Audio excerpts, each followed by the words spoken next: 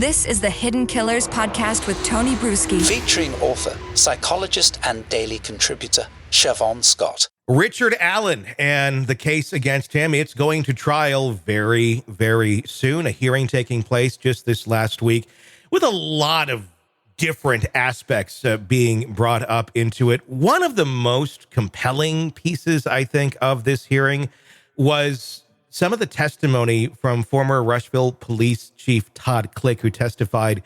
He was part of a small group of detectives that developed the very credible theory, initially linking Carroll County Odinists to the girls' killings. And of course, then that transpired into the whole big Odinist 100-some page document that we all went through and kind of rolled our eyes at.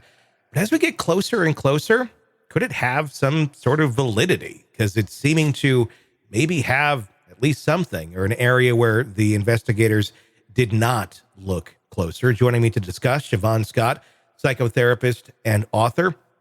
I want to talk specifically about a confession that was made by a man named Elvis Fields early on in this investigation.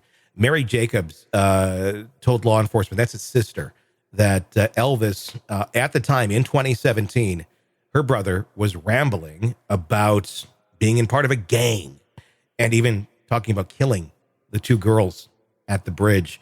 Doesn't have the highest IQ, according to most, but was certainly talking about very specific things in the crime, including were antlers replaced and some other things that really no one else could have known about.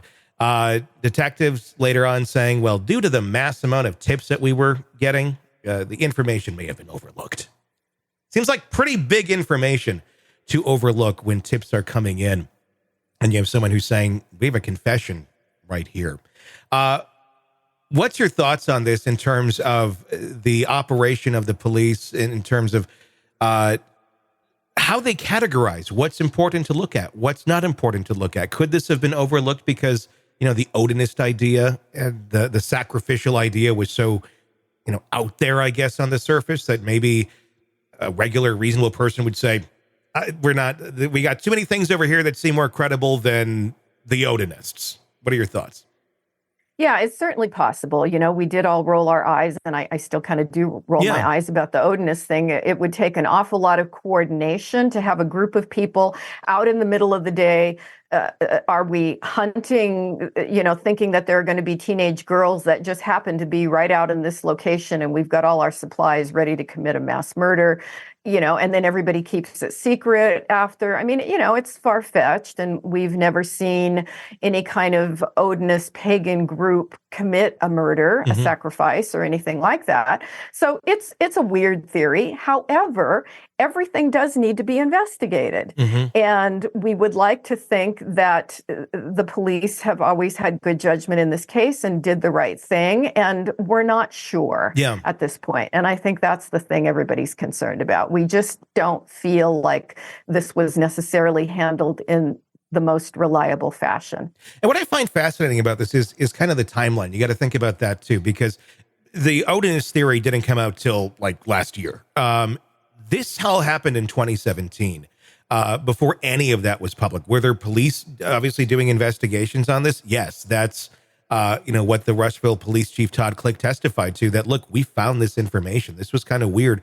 It hadn't been publicized out there, this whole Odinist idea or anything. And this guy is out there saying these sort of things, which, is essentially the catalyst for it, being investigated further and published. But the investigators later on just completely ignored this entire piece of investigative work, which actually was done quite well. And has a lot of legs to it, but they just kind of said, no, we're not going to do that. We're going to go down this route. But now we're looking at evidence and the defense going back and saying, okay, we need to see all these interviews. And they're so easy to say, oh yeah, 70 hours of interviews, gone. We have no log of who we talked to. But you know what? None of that is exculpatory for Richard Allen. If you don't even know who you talked to, right? How is that? How could you even make that statement? I'm not saying it is exculpatory or not exculpatory, but you can't really even make that judgment if you don't even have a basic log of who you talked to. Yeah, it doesn't sound like crack police work, does it? No. It's just shocking, not even having a log, No. you know, and that volume of material that's just lost. It's sickening. It's really tragic. Want to listen ad-free? Want advanced access to all of our interviews before anyone else?